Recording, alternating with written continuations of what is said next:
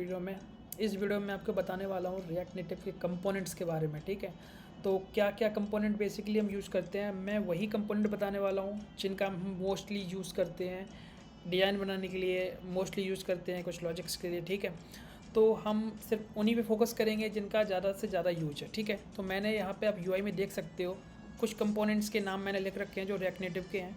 ठीक है, जिसमें से पहला है view, text, image, touchable object, flat list, section list, text input, safe area view, scroll view, platform. तो मैं इनमें से हर वन बाई वन में एक्सप्लेन करूँगा। ठीक है, और देखते हैं कितने एक्सप्लेन अभी हो पाएंगे इस वीडियो के अंदर। तो चलिए वीडियो शुरू करते हैं। उससे पहले अगर आपने सब्सक्राइब नहीं किया तो सब्सक्राइब कीजिए और वीडियो को लाइक भी कीजिए। ठीक है, तो चलते हैं। फ़िलहाल मैंने ये आपको दिखाने के लिए लगा लिया, तो मैं सारा ये हटाता हूँ। ठीक है, बात करते हैं सबसे पहले इस व्यू की। ठीक है, तो इस व्यू के अंदर सबसे पहले इसका बैकग्राउंड कलर मैं डालता हूँ ग्रीन, जिससे आपको विजुअल हो। अभी आप देख सकते हो इस व्यू का मैंने जो ये एक तरीके से जो व्यू है रिएक्ट नेटिव में, ये एक कंटेनर है जिसके अंदर हमें कोई भी कंपोनेंट या छोटा सा चाइल्ड बनाना है, कोई यूआई बनानी है, वो इस व्यू के अंदर बनाते हैं। ठीक है, अब इस व्यू के अंदर क्यों बनाते हैं, क्योंकि हमें इससे टचेबल नहीं बनाना है पूरी स्क्रीन को, हमें सिर्फ एक सिंपल सी यूआई इसके अंदर मल्टीपल छोटे छोटे कंपोनेंट्स डालने हैं, मल्टीपल छोटे, जैसे इमेज हो गया, टेक्स्ट हो गई, टेक्स्ट इनपुट हो गया, बटन हो गए, ये सारे मुझे इस व्यू के अंदर डालने। तो जब भी हम कोई चीज़ होता है ना, जब हम कुकिंग करते हैं तो एक कंटेनर लेते हैं, ठीक है, एक बर्तन लेते हैं, उसके अंदर सारे इंग्रेडिएंट्स डाल देते हैं।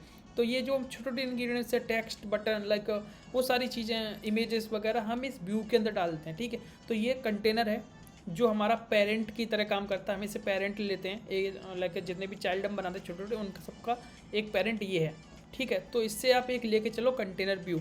इसकी प्रॉपर्टी क्या होती है, इसके अंदर क्लिकेबल नहीं होता। ठीक है, अगर मैं आपको दिखाऊं तो मैं ऑन प्रेस लगाने की कोशिश कर रहा हूं तो कहीं आ नहीं रहा। ठीक है, क्यों नहीं आ रहा, कि उसके अंदर ये क्लिकेबल नहीं है। अगर इस पूरे व्यू को क्लिकेबल बनाना है तो हमें बटन यूज़ करना पड़ेगा इसके अंदर या फिर इसके आउटर। ओके, इसे रैप करना पड़ेगा किसी बटन के अंदर, तब ये क्लिकेबल, ये नहीं बनेगा क्लिकेबल, एक्चुअली बनेगा बटन क्लिकेबल। पर हम इसकी यूआई के दिखाएंगे उस बटन के अंदर, तो ऐसा लगेगा कि यही क्लिकेबल है। ठीक है, तो दूसरी प्रॉपर्टी इसकी स्टाइलिंग है, और स्टाइल के अंदर इसका हम ये फ्लैक्स ले लिया। फ्लैक्स का मतलब ये कि पूरी स्क्रीन, इसको हम हाइट एंड विड्थ भी दे सकते हैं। ठीक है, एक फिक्स हाइट एंड विड्थ वो भी दे सकते हैं, नो इशू। तो हाइट यहाँ देख रही है आप, सजेशन में हाइट दिख रही है तो हाइट है। ठीक है, यहाँ विड्थ भी दिखेगा, विड्थ तो इसे दे सकते हैं। फिलहाल जो हमारा पेरेंट होता है वो ऐसे फ्लैक्स लेते हैं, एज ए फ्लैक्स। ठीक है, इसका बैकग्राउंड कलर चेंज कर सकते हैं, इसके अंदर अलाइनमेंट हो सकता है, चाइल्ड जितने भी हम इसके अंदर लेंगे उनको अलाइन कर सकते हैं। तो justify content, align items use कर सकते हैं। ठीक है, तो बेसिकली इसके बारे में इतना ही, इससे ज़्यादा इस पर फोकस नहीं करना है, इससे ज़्यादा कुछ नहीं है इसके बारे में। दूसरा कंपोनेंट है जो हमारा, मैं इसका कलर हटा देता हूँ फिलहाल, क्योंकि दूसरे, अब बात करते हैं, अब मैं क्या करने वाला हूँ, आपको एज ए यूआई की तरह दिखाने वाला हूँ, जिससे आपको थोड़ा सा समझ में आएगा। तो सबसे पहले बात करते हैं टेक्स्ट की। व्यू के बाद आता है दूसरे नंबर पर टेक्स्ट। ठीक है, तो जब भी मैं टेक्स्ट दिखाना रहता है तो मैं सबसे पहले क्या करता हूँ, इस पेरेंट व्यू के अंदर सेंटर मैंने इसका ले लिया, ये इसकी जो प्रॉपर्टी, मैं इसके अंदर जो भी छोटे छोटे कंपोनेंट आने वाले, टेक्स्ट इनपुट, बटन, इमेजेस, वो मैं सेंटर में दिखाऊंगा जिससे आपको अच्छे से विजिबल हो। ठीक है, तो मैं यहाँ पे क्या कर रहा हूँ, सेकंड जो है हमारा कंपोनेंट वो है टेक्स्ट। ठीक है, टेक्स्ट क्या कर सकता है, टेक्स्ट का मतलब आपको समझ में आ रहा होगा, टेक्स्ट मतलब ये एक तरीके से टेक्स्ट है। ठीक है, इसमें हम कुछ स्ट्रिंग वैल्यू दिखाएंगे। ठीक है, कुल मिला के ये है कि हम कोई टेक्स्ट दिखाएंगे। टेक्स्ट मतलब आपको पता भी है, और कंपोनेंट का नाम भी ऐसा ही है। तो मैं दिखा रहा हूँ इंजीनियर कोड वाला समथिंग, आप देख सकते हो। टेक्स्ट के अंदर ये जो वैल्यू है, टेक्स्ट देने का मतलब ये भी दो तरीके से दे सकते हैं। पहला तो ये है कि ये closing tag, opening tag and closing tag, दोनों के बीच में डायरेक्टली हम जो स्ट्रिंग देना चाहते हैं वो दे सकते हैं। वो भी सिंपल स्ट्रिंग, उस स्ट्रिंग के अंदर कोई देखते हैं एक बार। ठीक है, इस तरीके से आपने दे दिया। अब मान लो मैं क्या करना चाहता हूँ, इसके अंदर डबल कोट, बहुत सारी चीज़ें, बहुत बड़ी स्ट्रिंग यूज करना चाहता हूँ। ठीक है, और उसके अंदर हमें बहुत सारी चीज़ें ऐसी यूज करनी है जो हम यहाँ पे, जैसे मान लो मैं यहाँ पे ऐसे दे रहा हूँ। ठीक है, अभी चल रहा है, कोई इशू नहीं है। बट मैं अगर यहाँ पे वेरिएबल यूज करना चाहूँगा तो डायरेक्टली वेरिएबल यूज कर सकते हैं क्या? वेरिएबल मतलब देखो यहाँ पे मैंने कॉन्स्ट के अंदर नेम और नेम टू मतलब गौरव ठाकुर ये मैंने डिफाइन कर रखा है। अब मैं यहाँ पे डायरेक्टली नेम नहीं ले सकता। क्यों? क्योंकि ये जितना भी इस ओपनिंग एंड क्लोजिंग टैग के बीच में आता है वो डायरेक्टली एज ए वैल्यूज आता है। यहाँ पे हम कोई वेरिएबल यूज नहीं कर सकते, और वेरिएबल यूज करना है तो हमें कर्ली ब्रेसेस यूज करने पड़ेंगे, और उसके बीच में हम ऐसे करके ये वेरिएबल यूज कर लिया, क्योंकि इन कर्ली ब्रेसेस के बीच में हम लॉजिक लिखते हैं, और लॉजिक जब भी हम कोई वेरिएबल यूज़ करते हैं, कोई डायरेक्टली वैल्यू यूज़ कर रहे हैं जो एपीआई से निकालिए, कहीं से भी निकाली हो, ठीक है, तो उसके लिए हमें कर्ली ब्रेसेस चाहिए होता है। तो इस टेक्स्ट के बारे में इतना ही है। और इसकी बात करें प्रॉपर्टी की, तो प्रॉपर्टी इसका एक तो होता है स्टाइल, और स्टाइल के अंदर वो सब चीज़ें दे सकते हैं जो हम व्यू में दे सकते हैं। लाइक इस टेक्स्ट के बारे में कलर होता है, क्योंकि टेक्स्ट का कलर है, ठीक है, तो कलर हम दे सकते हैं रेड फिलहाल के लिए। और इस रेड को हम ऐसे भी लिख सकते हैं, क्योंकि कुछ रिएक्ट नेटिव के अंदर जावास्क्रिप्ट में कुछ हमने स्टाइलिंग में 8 से 10 कलर ऐसे होते हैं जो डायरेक्टली लिखने के बाद आ जाते हैं, बाकी नहीं आते, ठीक है। इसका बैकग्राउंड कलर भी आ सकता है, देखो यहाँ पे आ रहा है बैकग्राउंड कलर, ठीक, बैकग्राउंड कलर हो गया। इसका फ़ॉन्ट साइज़ हो गया, फ़ॉन्ट साइज़ जो भी आप लेना चाहो, 30 कर दिया तो देखो साइज़ बढ़ जाएगा, 30 कर दिया, ठीक, फ़ॉन्ट साइज़ हो गया। दूसरी चीज़ हम इसके फ़ॉन्ट वेट मतलब जो इसका ये फ़ॉन्ट जो लिखा हुआ है इसको मोटा पतला जो एक तरीके से इसकी थिननेस या फिर बोल सकते हैं वो चीज़ को कवर है तो उससे फ़ॉन्ट वेट बोलते हैं। इसको अगर 800 कर देंगे तो देखो थोड़ा सा मोटा दिखने लग गया। तो यही प्रॉपर्टी होती है, ठीक है, जो टेक्स्ट हो गया। अब बात करते हैं दूसरा, पहला हो गया लाइक व्यू, दूसरा हो गया टेक्स्ट, तीसरी बात करते हैं इमेज की, ठीक है। यहाँ इमेज हमने ऑलरेडी इंपोर्ट कर रखी, जो भी हम दिखाने वाले में मैंने इंपोर्ट कर रखी है। ये सारे देखो आप इंपोर्ट कहाँ से हो रहे हैं, रिएक्ट नेटिव से इंपोर्ट हो रहे हैं, ठीक है। अब मैंने इमेज ले ली, इमेज के अंदर सोर्स होता है एक प्रॉपर्टी, सोर्स मतलब क्या दिखाना चाहते हो उस इमेज के अंदर, कौन सी इमेज दिखाना चाहते हो वो इस सोर्स के अंदर आती है। अब इस सोर्स को दो तरीके से यूज कर सकते हैं, एक लोकल इमेज के साथ जो हमारे प्रोजेक्ट के अंदर किसी फोल्डर में होगी, या फिर दूसरा हम यूज़ कर सकते हैं, दूसरा क्या यूज़ कर सकते हैं हम, दूसरा यूज़ कर सकते हैं एक यूआरएल डेट जो सर्वर पे लाइव है, कहीं किसी इमेज है जो गोल से आपने ली है, किसी और साइट से ली, या फिर एपीआई में कोई यूआरएल आ रही जो आपके सर्वर पे है। तो दोनों को तरीका बताता हूँ। अगर लोकल इमेज लेनी है, ठीक है, लोकल इमेज आप यूज़ कर रहे हो अगर, तो यहाँ पे ये डॉट्स का मतलब क्या है, फोल्डर का पाथ, मतलब डबल डॉट मतलब 2 फोल्डर के अंदर समथिंग होगा, तो जाके मैंने इमेजेस। अब आपको अगर चेक करना है तो यहाँ जाके आप देख सकते हो, जैसे मान लो ये ऑल कंपोनेंट्स अभी कहाँ पे है, ठीक है, ये देखो ऑल कंपोनेंट्स कहाँ है, यहाँ, ठीक है, ऑल कंपोनेंट्स कहाँ है, लर्न के अंदर, मतलब एक फ़ोल्डर तो ये हो गया भाई, ठीक, और दूसरा फोल्डर कहाँ है, सोर्स के अंदर, एक फ़ोल्डर के अंदर, मतलब समझ रहे हो, डबल फोल्डर है ना, इसलिए मैंने डबल यहाँ पे देखो, मतलब देखो लर्न है, लर्न के अंदर है, तो एक तो ये हो गया, ठीक, मतलब इसके लिए 2 यूज़ किए मैंने क्योंकि यहाँ पे ये नेक्स्टेड है इसके अंदर, तो 1 2 डबल डॉट हो गया, उसके बाद स्लैश लगाया, स्लैश के बाद इमेजेस फोल्डर दिख रहा है ना इसके ऊपर इस वाले में, तो इसलिए मैंने यहाँ इमेजेस ले लिया। इस तरीके से हम थोड़ा सा देख सकते हैं, ठीक है। पर अगर आप ऐसे देखना चाहो कि कौन सा क्या आ रहा है, देखो एक सिंगल के बाद लगाओगे तो लर्न आ रहा है, मतलब खुद का फोल्डर आ रहा है, ऐसे नहीं आएगा, तो इसलिए ऐसे लगाओगे डबल तो यहाँ पे आ जाएगा, ठीक है। कुल मिला के ये आपको एक्सपेरिमेंट करना पड़ेगा, 2-4 बार आप करके देखोगे समझ में आ जाएगा, ठीक है। कोई भी एक इमेज ले लेते हैं जो मेरे फोल्डर में पड़ी हुई है लोकल इमेज, तो मैंने प्लेस होल्डर डॉट png ले ली, ठीक, और उसकी स्टाइल के अंदर क्या कर सकते हैं, इमेज के अंदर 2-3 प्रॉपर्टी होती है, एक तो विथ उसकी 100 कर दी मैंने, और हाइट भी 100 कर दी, इसकी बॉर्डर रेडियस भी दे सकते हैं, बॉर्डर रेडियस तो इमेज अगर कोई भी है पर उसको सर्कल यूज़ करना सर्कल की तरह, तो बॉर्डर रेडियस दे सकते हैं। जैसे लाइक व्यू को भी हम व्यू है हम उसको रेक्टेंगल बना सकते हैं, ठीक है, बॉर्डर रेडियस दे सकते हैं। तो बॉर्डर रेडियस एक ऐसी प्रॉपर्टी है जिसे यूज़ करने के बाद आप सर्कल बना सकते हो, ठीक है, और सर्कल जब भी बनेगा जब हाइट एंड विड्थ इक्वल होगी। तो बॉर्डर रेडियस की अभी हम इसमें नीड नहीं है, जब होगी तो मैं बता दूंगा किसी यूआई के अंदर, ठीक है।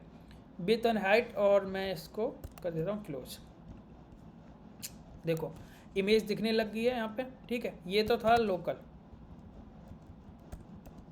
मैं इसको मार्जिन टॉप दे रहा हूँ, ये लोकल था। यही सेम कोड कॉपी करो और इसको दोबारा से पेस्ट करो। यहाँ पे हम बताते हैं अगर लाइव URL है इमेज की तो इसकी प्रॉपर्टी क्या होती है, हम यहाँ लेते हैं URI डबल ब्रैकेट के अंदर, डबल लाइक कर्ली ब्रेसेस के अंदर यहाँ लेते हैं इस URI, और इस URI के अंदर हम वो जो URL इमेज की होती है ना, इमेज की URL मान लो यहाँ पे नेटफ्लिक्स लोगो, ठीक है, कोई भी मैंने एक लोगो ले लिया, उसकी इमेज की URL लेंगे गूगल से हम, ठीक है, दिखाने के लिए। तो मैं यहाँ से लगभग ये इमेज मैंने दूसरे फोल्डर में खोल के ये इमेज का पाथ ले लिया मैंने जो URL है सर्वर से, ठीक है, और मैं यहाँ इसको डबल कोट्स या सिंगल कोट्स कोई दिक्कत नहीं है पेस्ट कर दिया। देखो नेटफ्लिक्स की इमेज आ रही है। अब इस इमेज की एक प्रॉपर्टी होती है रीसाइज मोड, जो आप ज़्यादातर यूज़ करोगे जब भी इमेज थोड़ा सा कट रही है या फिर स्ट्रेच हो रही, तो रीसाइज मोड के जरिए हम थोड़ा सा मेंटेन कर सकते हैं। अगर इसे कंटेन कर देंगे तो उसी साइज के अंदर कंटेन हो जाएगी, अगर स्ट्रेच कर दोगे तो उस साइज को पूरा भरने के लिए स्ट्रेच हो जाएगी। तो ये कुछ प्रॉपर्टी हैं इमेज की। अब हम बात करते हैं अगले कंपोनेंट की जो हमारी इस लिस्टिंग में था। टेक्स्ट हो गया, इमेज हो गया, बटन। बटन मतलब मैं यूज़ करता हूँ टचेबल ओपेसिटी, एक टचेबल विदाउट फीडबैक भी होता है। यहाँ पे देखो आ रहा है टचेबल, हाईलाइट, बहुत सारे आ रहे हैं, सबका अपना अपना मतलब है, सबका अलग अलग लाइक प्रॉफिट एंड लॉस है, ठीक है, लाइक पॉजिटिव एंड नेगेटिव हैं पॉइंट्स। बट मैं ज़्यादातर UI के अंदर टचेबल ओपेसिटी यूज़ करता हूँ क्योंकि ये एज ए कंटेनर भी काम करता है और दूसरी बात इसका क्लिकेबल इफेक्ट भी अच्छा होता है, थोड़ी सी शैडो भी आती है UI में। तो मैं मतलब 2-4 पॉइंट हैं इसके जिसकी वजह से मैं इसे यूज़ करता हूँ। विथ मैं 200 कर दे रहा हूँ। इसकी प्रॉपर्टी स्टाइलिंग है, ठीक है। दूसरी प्रॉपर्टी इसकी ऑन प्रेस होती है जो व्यू के अंदर नहीं होती, इसलिए हम टचेबल बटन यूज़ करते हैं, नहीं तो व्यू को ही डायरेक्टली बटन बना सकते हैं, बट उसके अंदर ऑन प्रेस नहीं है, ठीक है, टचेबल प्रॉपर्टी नहीं है कुछ भी। तो फिलहाल ये मैंने बटन बनाया, इसका बैकग्राउंड कलर मैंने ग्रीन दे दिया, देखो, ठीक है, ये भी विजिबल हो रहा है। अब क्या ये मैंने बताया ये एज ए व्यू ही है, ठीक है, ये व्यू की तरह ही है सेम, बस इसके अंदर कुछ प्रॉपर्टी एक्स्ट्रा है, जैसे ये टच, ये ऑन प्रेस किया जा सकता है, ठीक है, मतलब इस पर क्लिकेबल है ये, देखो आप इस पर क्लिक करोगे, देखो इफेक्ट आ रहा है ना, एनिमेशन सा है, थोड़ा सा क्लिकेबल इफेक्ट है, और कलर थोड़ा सा डल हो जाता है एकदम से, ये एनिमेशन लगता है कलर का, ठीक है, इसलिए मैं टचेबल यूज़ करता हूँ। दूसरी चीज़ क्या, ये एज ए व्यू कंटेनर है, तो इसके अंदर मल्टीपल छोटे छोटे चाइल्ड्स को बना सकते हैं, बहुत ही अच्छी UI बना सकते हैं एक बटन की, ठीक है, एज ए व्यू। तो फिलहाल मैं क्या कर रहा हूँ, सिर्फ एक टेक्स्ट व्यू दे रहा हूँ। अब ये कंटेनर एज ए कंटेनर की तरह है, इसलिए पता चल जाएगा, देखो मैं अगर टेक्स्ट डालूंगा तो ये कहीं कोने में दिखेगा, क्यों, क्योंकि ये कंटेनर है, इसके अंदर जो भी छोटे छोटे कंपोनेंट बनाओगे उन्हें अलाइन करना पड़ेगा।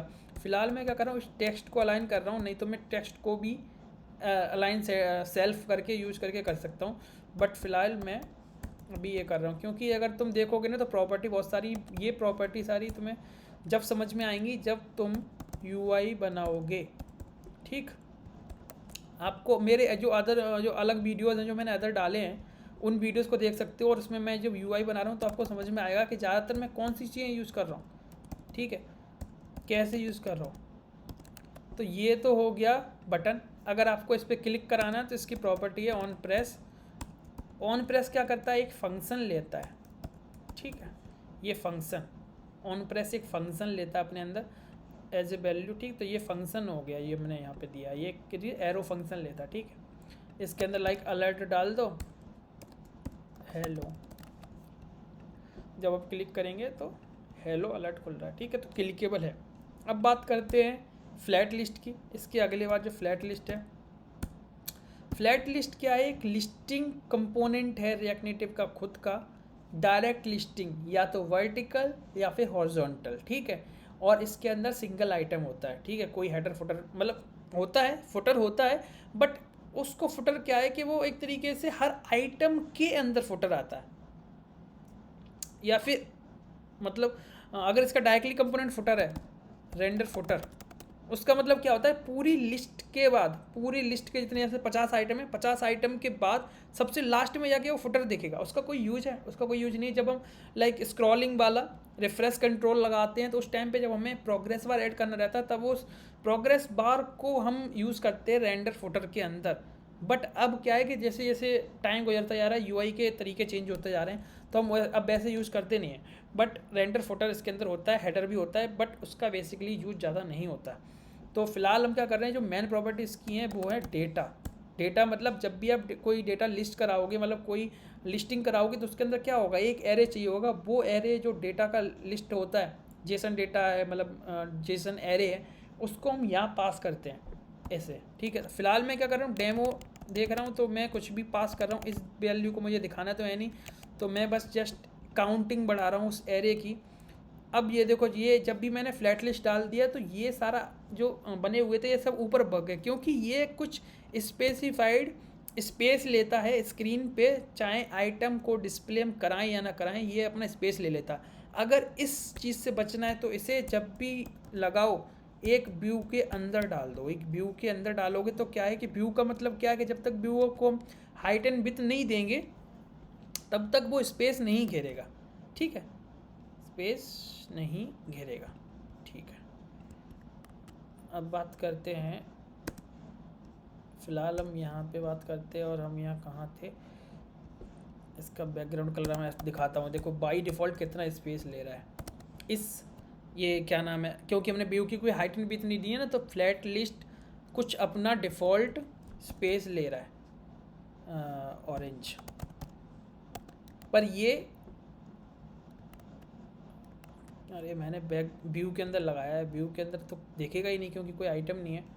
फ़िलहाल मैं क्या करता हूँ, यहाँ छोड़ो इसको, और मैं इसके अंदर रेंडर करके दिखाता हूँ।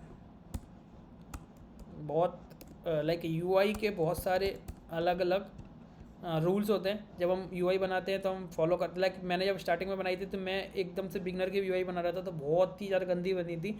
फिर धीरे धीरे सारे लाइक टैग्स याद हो जाते हैं, सारी स्टाइलिंग याद हो जाती है, तो फिर कहाँ से कैसे करना है वो सब हो जाएगा। आप 2 बार लाइक इस वीडियो को देखने के बाद आप सेम चीज़ें ट्राई करना। रिएक्ट नेटिव की जो reactnative.org वाली जो साइट है उसकी, ठीक है, रिएक्ट नेटिव की जो ओरिजिनल साइट है, वहाँ जाके कंपोनेंट्स को देखना कैसे क्या कर सकते हो, और यूआई बना के देखो मेरे अदर वीडियोस के साथ, तो आपको समझ में आएगा। अब रेंडर आइटम जब हम बनाते हैं, रेंडर आइटम क्या करता है, अपने अंदर एक फंक्शन लेता है। ये भी देखो एक तरीके से क्या ये फंक्शन है, ये एक फंक्शन है विद पैरामीटर, मतलब ये एक एरो फंक्शन है विद पैरामीटर्स, और बोल सकते हैं प्रॉप वैल्यूज़, ठीक है, वैल्यूज़। अब इसके अंदर 2 वैल्यूज़ हम निकाल सकते हैं इस लिस्ट के अंदर से। ये लिस्ट एक तो हो गया आइटम, आइटम को हम कुछ भी लिख सकते हैं, कोई इशू नहीं।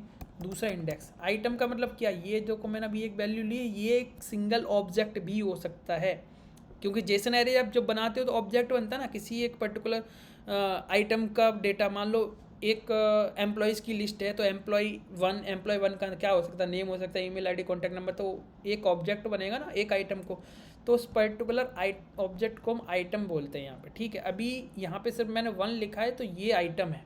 अगर मैं आइटम प्रिंट कराऊंगा ना तो यहाँ पे सिर्फ 1 आएगा, क्योंकि ये ऑब्जेक्ट नहीं है, ये डायरेक्ट वैल्यू है, स्ट्रिंग या इंटीजर जो भी मान लो, ठीक है। और ये इंडेक्स, इंडेक्स मतलब इस पर्टिकुलर आइटम की इंडेक्स 0 से स्टार्ट होती है, 0 से लेकर यहाँ तक, ठीक है। तो ये मैंने 2 वैल्यू ले ली। अब जब भी हम इसके अंदर यूआई बनाते हैं तो सबसे पहले क्या करो, ये कर्ली ब्रेसेस लगाओ। कर्ली ब्रेसेस के अंदर क्या, हमेशा रिटर्न लगाओ। अगर रिटर्न नहीं लगाओ ना तो यहाँ यूआई दिखेगी नहीं ऐसे। अब कर्ली ब्रेसेस के अंदर एक मेथड कॉल कर सकते हो, दूसरा कंपोनेंट बना के यहाँ कॉल करा सकते हो, अदरवाइज़ यहाँ रिटर्न लगा दो, ठीक है। तो यहाँ रिटर्न मैंने लगाया, और मान लो मैंने एक टेक्स्ट ले लिया, और मैं क्या प्रिंट करा रहा हूँ, यहाँ देखो आइटम। आइटम के अंदर और कुछ है ही नहीं, आइटम डायरेक्ट वैल्यूज़ है। तो देखो यहाँ पे प्रिंट हो रहा है 1 11 1 1 1 ऐसे करके, ये लिस्टिंग है, ठीक है।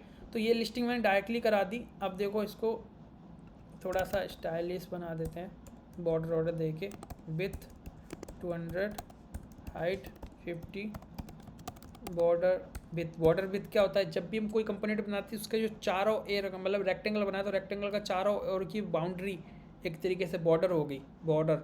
तो उस बॉर्डर की विड्थ मतलब कितनी चौड़ाई रखनी है, तो मैं भी 0.5, ये 0.2 के समथिंग स्टार्ट होती है, क्योंकि 0.1 पे बहुत ही ज़्यादा हो जाती है तो दिखती नहीं है, ठीक।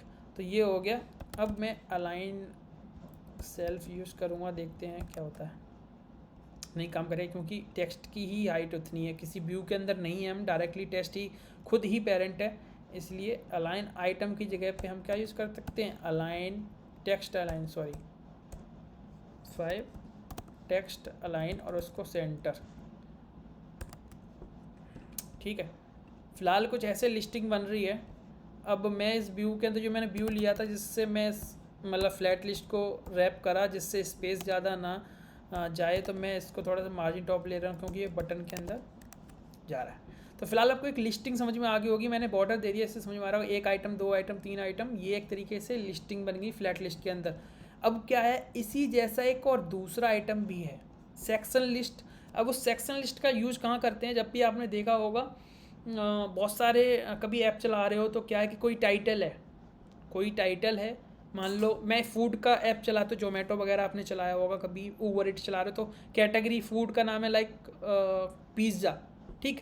उस पिज़्ज़ा सेक्शन के अंदर बहुत सारे पिज़्ज़ा होते हैं। फिर उसके बाद आपने देखा मोमोज, तो बहुत सारे मोमोज के लाइक वेज, ऐसे मतलब करके एक यूआई बनती है, इसमें एक हेडर होता है और उसके अंदर लिस्ट होती है, फिर एक हेडर टाइटल है, फिर उसके अंदर लिस्ट है। उस टाइप के अगर यूआई बनानी है तो अगर सिंपल यूआई तो सेक्शन लिस्ट बन जाएगी, अदरवाइज हम फिर क्या करते हैं, नेस्टेड फ्लैट लिस्ट यूज़ करते हैं। उसका मैं एक बार यूज बता दूंगा, सेक्शन लिस्ट और फ्लैट लिस्ट का अलग से, क्योंकि इस वीडियो में नहीं हो पाएगा, बड़ा हो जाता है वो वीडियो, ठीक। बात जो अगला नंबर है वो हम बात कर सकते हैं, आई थिंक टेस्ट हो गया, टचेबल हो गया, ठीक है। उसके बाद हम अगला लेते हैं platform. Okay, so basic use क्या है प्लेटफॉर्म का बेसिक यूज़ है कि जब भी हमें कोई स्पेसिफिक टास्क करना है according to device, okay, when we want to do something according to device, like Android पे अलग करना है, आईओएस पे अलग करना है, ठीक है। क्योंकि कुछ यूआई ऐसी होती हैं, कुछ टास्क ऐसे होते हैं जो एंड्रॉयड और आईओएस के हिसाब से अलग करने पड़ते हैं, जिसमें फर्स्ट चीज़ आती है परमिशन। अगर हमें परमिशन के हिसाब से लाइक डिवाइस के हिसाब से परमिशन ऐड करनी है, एंड्रॉयड के लिए अलग और आईओएस के अलग, तो हमें एक फ़िल्टर लगाना पड़ता है या फिर एक कंडीशन लगानी पड़ती है कि ये डिवाइस है तब ये चले, अगर एंड्रॉयड है तो एंड्रॉयड वाला लॉजिक चले, आईओएस है तो आईओएस। अब ये डिवाइस कैसे पता लगाते हैं, वो होता है हमारा एक होता है हमारा प्लेटफॉर्म नाम का कंपोनेंट जो रिएक्ट नेटिव के अंदर आता है, उसे मैं दिखाता हूँ यहाँ पे। मान लो ये टेक्स्ट है, इसके अंदर मैं प्लेटफॉर्म ले रहा हूँ, प्लेटफॉर्म मैंने इंपोर्ट कर लिया, प्लेटफॉर्म डॉट ओएस, ठीक है। इसके अंदर आप देख सकते हो, कहीं दिख रहा है, फिलहाल क्या मैं फ्लैट लिस्ट को कर दे रहा हूँ कमेंट, इसके चक्कर में थोड़ा सा यूआई ऊपर नीचे हो रहा है, इसको अच्छे से यूज़ करना पड़ता तभी। अभी आप देख सकते हो कि क्लिक जो बटन है उसके नीचे छोटा सा लिखा हुआ आ रहा है iOS, ओके। तो इसको मैं एक बार स्टाइल दे के फ़ॉन्ट साइज़ का थोड़ा सा बड़ा कर देता हूँ जिससे आपको क्लियर दिखाई दे, फ़ॉन्ट साइज़ 30, ठीक है, और मार्जिन टॉप कर दे रहा हूँ, इससे थोड़ा सा ये सेपरेट रहेगा। तो देख रहे हो यहाँ पे ये प्लेटफॉर्म में ये इम्यूलेटर जो है वो iOS का यूज़ कर रहा हूँ, इसीलिए यहाँ पे iOS आ रहा। अगर ये एंड्रॉयड का होता तो एंड्रॉयड, तो जब हमें पता चलता है क्या होगा, जब आप यूआई बनाओगे ना, रेस्पॉन्सिव भी बनाओगे, तो कुछ चीज़ें ऐसी होती हैं जो एंड्रॉयड और iOS में अलग अलग होती हैं, तो उनको उस यूआई को हम चेंज करने के लिए क्या करते हैं कि यहाँ पे प्लेटफॉर्म के बेस पे कंडीशन लगाते हैं। तो बस प्लेटफॉर्म का काम इतना है, ठीक है। हमें कुछ फ़िल्टर करके अगर करना है एंड्रॉयड iOS के लिए तो प्लेटफॉर्म का यूज़ करेंगे लॉजिकली और इससे फ़िल्टर कर लेंगे, ठीक है।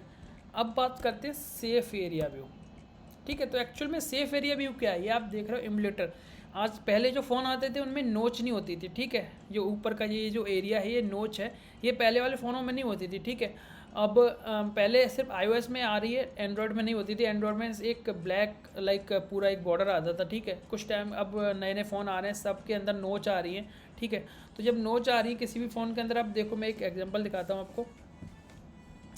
जैसे ये फ़ोन है, इसके अंदर भी देखो ये जो एरिया है, कैमरे वाला एरिया जो है, ये एरिया ये नोच है। तो यहाँ पे अगर हम कोई यूआई ऐसी बनाती जो सेंटर में हमने लोगो लगाया या कुछ लगाया, तो वो इस कैमरे की वजह से अच्छा नहीं दिखेगा, ठीक है।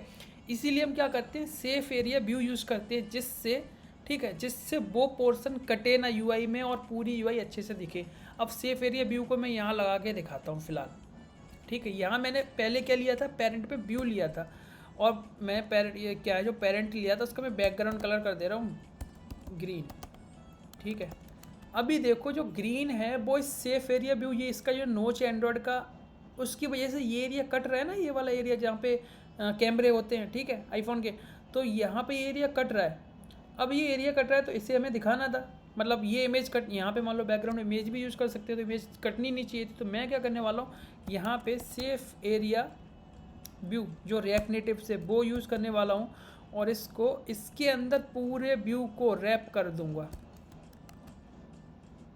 इसको थोड़ा सा फ्लैक्स हमें देना पड़ेगा, फ्लैक्स, क्योंकि सेफ एरिया व्यू भी एक कंटेनर है और उसको साइज तो देना पड़ेगा। अब आप देखो जब मैंने सेफ एरिया व्यू दे दिया तो ऊपर से इतना स्पेस जो नोच वाला एरिया है वो इस वाले लाइक व्यू के अंदर नहीं आ रहा, उसने क्या करा ये वाला एरिया को कट कर दिया सेफ एरिया, और नीचे का ये जो हमारा होम वाला बटन होता है ये भी कट कर दिया, क्योंकि यहाँ पे भी ऐसा मान लो बहुत सारी चीज़ होती है यूआई में बटन है पर इसमें हमें होम बटन के आसपास ही वो आ रहा है, तो जब हम उस पर बटन पे क्लिक करते हैं तो होम बटन क्लिक हो जाता है और ऐप क्लोज हो जाता है। तो अवॉइड करने के लिए सेफ एरिया व्यू यूज़ करते हैं, ठीक है। तो सेफ एरिया व्यू को सिर्फ इतना ही यूज है इस लाइक नोच वाले एरिया को, और नीचे यहाँ पे जो हमारा बोल सकते हैं नेविगेशन बार होता है, ठीक है। एंड्रॉयड के अंदर नेविगेशन बार आता है, पर एंड्रॉयड के अंदर भी बहुत सारे लाइक जो हमारे बैक बटन होते हैं वो इस एरिया में आ जाते हैं, और इस वजह से हम जब भी बैक पे क्लिक नहीं कर रहे होते किसी यूआई पे क्लिक करते हैं पर वो बैक बटन धोखे से क्लिक हो जाता है, इसीलिए सेफ एरिया व्यू को यूज़ करते हैं। अब बात करते हैं प्लेटफॉर्म, मैंने बता दिया सेफ एरिया हो गया, ठीक है, लिस्टिंग भी बता दी। अब अगर कंपोनेंट की बात करते हैं तो स्विच वगैरह लाइक रिएक्ट नेटिव में बहुत सारे कंपोनेंट हैं, ठीक है। रिएक्ट नेटिव डेव, यहाँ पे आप देखो डॉट डेव, इसके अंदर कंपोनेंट्स के अंदर बहुत सारे कंपोनेंट हैं। व्यू मैंने बता दिया, टीचेबल ऑपेसिटी बता दी, टेस्ट इनपुट रह गया है, ठीक है। तो हम बात करते हैं टेस्ट इनपुट की।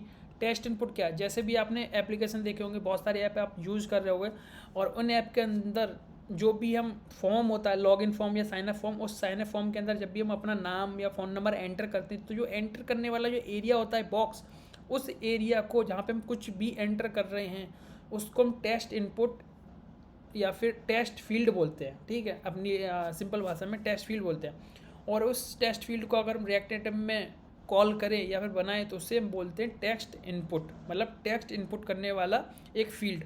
तो वो टेक्स्ट इनपुट कुछ ऐसा होता है, ठीक है। रिएक्ट नेटिव से करेंगे इंपोर्ट, इसके अंदर क्या है कि ये बन तो गया यहाँ पे, ठीक है, पर इसकी प्रॉपर्टी क्या होती है, इसकी पहली प्रॉपर्टी होती है जब भी हम किसी आप जब फॉर्म देखते हो तो उसमें लिखा होता है एंटर नेम, तो वो एंटर नेम आपने देखा होगा वो बहुत लाइट सा लिखा होता है, ठीक है। जब भी आप उस पर क्लिक करते हो तो वो चला जाता है एंटर नेम, उसका मतलब क्या है, वो प्लेस होल्डर है, मतलब एक इन्फो देने के लिए एक हिंट है, ठीक है, एक हिंट है जिससे आपको पता चले कि इसके अंदर क्या एंटर करना। तो उस हिंट को हम रिएक्ट नेटिव के अंदर बोलते हैं प्लेस होल्डर, ठीक है। और प्लेस होल्डर मान लो मैंने एंटर नेम ही कर दिया, आप जैसे होता है, ठीक है, एंटर नेम कर दिया। अब मुझे क्या करना है, इसके अंदर दूसरी प्रॉपर्टी होती है स्टाइल, जो ज़्यादातर सारे कंपोनेंट्स में है, ठीक है। और उस स्टाइलिंग के अंदर मैं क्या कर रहा हूँ, इसकी विड्थ दे रहा हूँ 300 और हाइट दे रहा हूँ 50 और बैकग्राउंड कलर दे रहा हूँ वाइट, जिससे मुझे थोड़ा सा सही दिखे, ठीक है। अब मैं इसको थोड़ा सा मार्जिन और दे के, मार्जिन वगैरह दे के इसको विजुअल कर देता हूँ सही से, ठीक। यहाँ पे आप देख सकते हो एंटर नेम आ रहा है, जब भी आप इस पर क्लिक करोगे तो यहाँ पे देखो, जब मैं इस पर क्लिक करूँगा तो शायद मैं कुछ वैल्यू एंटर कर सकता हूँ, ये एंटर फील्ड है, टेक्स्ट इनपुट, ठीक है, एक तरीके से टेक्स्ट फील्ड है, मतलब टेक्स्ट इनपुट फील्ड। तो यहाँ पे इस तरीके से यूआई हो गई, इसका ये हो गया। अब इसके बाद एक प्रॉपर्टी आती है, जब भी हम ये टेक्स्ट लिख रहे हैं, राइट कर रहे हैं, तो राइट करने पे जो डेटा चेंज हो रहा है, ये जो वैल्यू चेंज हो रही है हम लिख रहे हैं, तो वो कहाँ लेते हैं, तो वो लेने के लिए इसका है ऑन चेंज टेक्स्ट, मतलब ऑन चेंज टेक्स्ट, मतलब जब भी हम चेंज टेक्स्ट कर रहे हैं, चेंज टेक्स्ट को चेंज कर रहे हैं तो ये कॉल होगा, ठीक है। और इसके अंदर फिर से एक कॉल बैक मेथड या फिर एक एरो फंक्शन होता है, और उसके अंदर कुछ भी वेरिएबल लेके हम उसको यूज कर सकते हैं, दिखाता हूँ मैं, ठीक है। मैंने मान लिया txt, अब देखो यहाँ पे मैंने सेव करा, जब भी मैं जो भी चीज़ एंटर कर रहा हूँ पर कैरेक्टर, मान लो मैं अपना नाम करता हूँ ना तो G आ गया, ठीक है, ओके करो, A तो अब GA आएगा, फिर उसके बाद U आएगा, तो पूरी एक स्ट्रिंग आती है कैरेक्टर वाइज, ठीक है। तो ये तो हो गया वैल्यू सेव कराने के लिए, और ये हो गया टेक्स्ट इनपुट।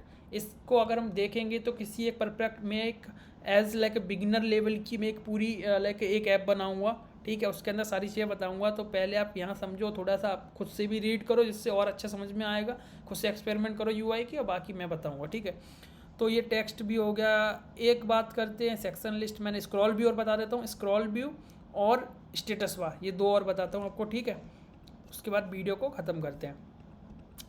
तो बात करते हैं स्क्रॉल व्यू की। अब स्क्रॉल व्यू क्या है, स्क्रॉल व्यू का मतलब क्या है, स्क्रॉल व्यू का मतलब ये है कि मान लो जितने मैंने कंपोनेंट अभी बनाए हैं, स्क्रॉल व्यू की नीड कब पड़ती है, जब डेटा बहुत सारा होता है, पर वो डेटा छिप जाता है स्क्रीन के पीछे और हमें उससे कराना है स्क्रॉल। अब जब फ्लैट लिस्ट यूज़ कर रहे हैं तो उसका तो ऑटो स्क्रॉल होता है, पर हमें उस टाइप की यूआई नहीं बनानी, फ्लैट लिस्ट वाली यूआई नहीं बनानी, हमें कोई डेटा लिस्टिंग नहीं करानी। बट हम बहुत सारे कंपोनेंट यूज़ कर रहे हैं, बहुत लंबा टेक्स्ट यूज़ कर रहे हैं जो कम से कम 500 से 600 वर्ड्स का, और यूआई के बाहर जा रहा है तो उसे स्क्रॉल कराना है, तो वो क्या करेंगे हम तब उस टाइम पे स्क्रॉल भी स्क्रॉल भी यूज़ करेंगे। अब मान लो मैंने क्या करा, ये जो टेक्स्ट कंपोनेंट इमेजेस वगैरह हैं, टचेबल ओपेसिटी वगैरह बहुत सारी चीज़ें हैं, मैं क्या करता हूँ इन सब को एक बार फिर से, मान लो ये जो मैंने बताया ना, ये मैंने टेस्ट इनपुट बनाया, इस टेस्ट इनपुट को मैं 10 बार कॉपी कर देता हूँ, इससे यूआई से बाहर चला जाएगा। ठीक है, और कर लेते हैं अभी, क्योंकि सेंटर में रखा था ना तो वो सेंटर से ऊपर चला जाएगा, कोई बात नहीं। अब देखो यहाँ पे ये कट रहा है, ठीक है, और इसके बाद एक और कर देते हैं। ठीक, ये देखो यहाँ पे चला गया, सेफ एरिया को क्रॉस करके चला गया, बट ये कट रहा है और ये स्क्रॉल नहीं हो रहा। अब हमें जरूरत पड़ती है यहाँ पे स्क्रॉल व्यू की, तो मैंने क्या करा, सेफ एरिया को जो लिया था मैं उसको सेफ एरिया को हटा दे रहा हूँ, क्योंकि इसका अभी इसमें कोई यूज नहीं है, और मैं यहाँ पे ले रहा हूँ स्क्रॉल व्यू को भी सेम हम ले सकते हैं और सेम स्टाइल दे सकते हैं, फ्लैक्स 1। ठीक है, क्या हुआ इधर साइड नीचे नहीं आया है, नीचे वाले को चेंज करना पड़ेगा। ठीक है, जब मैंने चेंज कर दिया, अब देखो यहाँ पे मैं इस कंपोनेंट को स्क्रॉल कर सकता हूँ, मतलब पूरा डेटा विजुअल होगा। अब बात करते हैं दूसरी चीज़ की। देखो जब मैंने ऐसे कर दिया तो ये, अब देखो यहाँ तो अच्छा है, तो ये स्टेटस बार में ऊपर आप देख रहे हो नेटवर्क, बैटरी और जो टाइम आ रहा है, ये कलर ब्लैक आ रहा है डिफ़ॉल्ट, और ये यूआई मैंने अगर बैकग्राउंड कलर ऐसा कर दिया ग्रीन, तो ये अच्छा नहीं लग रहा। और इस चीज़ को, इस जहाँ पे ये आइकन, ये बैटरी के साइन आ रहा है, इसको बोलते हैं स्टेटस बार, चाहे एंड्रॉयड का ऐप हो चाहे iOS का, कौन सा भी फ़ोन हो, पर वहाँ पे हम बोलते हैं उसको स्टेटस बार। और स्टेटस बार क्या एक प्रॉपर्टी है रिएक्ट नेटिव के अंदर, एक कंपोनेंट है स्टेटस बार। मैं इसको कॉल करके देखता हूँ, स्टेटस बार, यहाँ देखो आ रहा है ये। ठीक, स्टेटस बार मैंने कॉल कर लिया। अभी क्या इसके अंदर दो चीज़ें होती हैं, एक तो होता है बार स्टाइल। बार स्टाइल का मतलब क्या, ये जो कंटेंट है, जो ये आइकन्स दिख रहे हैं, आइकन है, बैटरी का साइन है, टाइम है, ये किस तरीके के दिखने चाहिए, लाइट, डार्क और डिफ़ॉल्ट। डिफ़ॉल्ट में तो ब्लैक ही है। लाइट कंटेंट का मतलब क्या है, ये वाइट कलर के दिखेंगे। डार्क कंटेंट का मतलब क्या है, एक तरीके से ब्लैक ही दिखेंगे, पर वो डार्क ग्रे होता है। ठीक है, और डिफ़ॉल्ट में तो ब्लैक आ ही रहा है। तो अगर मैं इसको लाइट कंटेंट करके देखूँ तो क्या आएगा, देखते हैं, आने लग गया वाइट। ठीक है, तो जब हम ऐसी यूआई बनाते हैं जिसमें हमें वाइट आइकन और टाइम की जरूरत पड़ती है, तो हम ऐसे स्टेटस बार यूज़ करते हैं, जहाँ पे बार स्टाइल को हम लाइट दे देते हैं। अगर मान लो मुझे इस स्टेटस बार का बैकग्राउंड कलर चेंज करना हो, तो ये क्या बैकग्राउंड कलर iOS में चेंज नहीं होता है, बाई डिफ़ॉल्ट कुछ है रिएक्ट नेटिव का खुद का पंगा, बट मैं फिर भी ट्राई करूँगा, जिससे आप लोग ना बोलो कि ट्राई नहीं किया भाई ने। ठीक है, तो मैं ट्राई करके एक बार इसके अंदर कुछ भी दे के देख लेता हूँ। ब्लैक iOS में चेंज नहीं हो रहा, क्योंकि ये एंड्रॉयड में अच्छे से काम करता है। iOS के लिए हमें बहुत सारे तिकड़मबाजी करनी पड़ती है, स्टेटस बार के साथ खेलना है तो वो भी मैं बताऊंगा जब नीड आएगी उसकी। तो ठीक है, बट इतना समझ लो कि स्टेटस बार आइकन हम ऐसे चेंज कर सकते हैं और ऐसे यूज कर सकते हैं। ठीक है, तो कुल मिला के हमारे मोस्टली यूज्ड कंपोनेंट हमने कवर कर ली इस वीडियो में। तो मिलते हैं अगले वीडियो में, तब तक के लिए चैनल को सब्सक्राइब करो, अदर वीडियोस को वॉच करो, कुछ नीड हो तो कमेंट करो, और गुड नाइट, मिलते हैं अगले वीडियो में।